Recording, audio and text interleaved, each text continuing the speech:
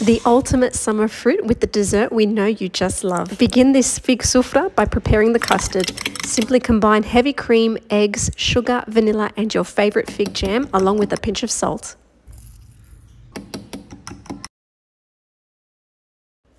Brush melted butter onto a few sheets of filo pastry that will line your baking tin.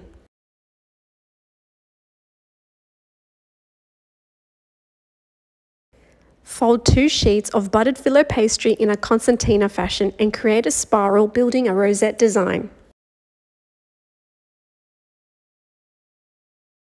Slice thin the delicious and fresh figs and place them within the filo pastry rosette. Slowly pour the custard over the figs and filo evenly to ensure some of the filo is still poking out of the custard for the best crunch. Once baked golden, add a drizzle of honey and scatter with chopped pistachios. Enjoy!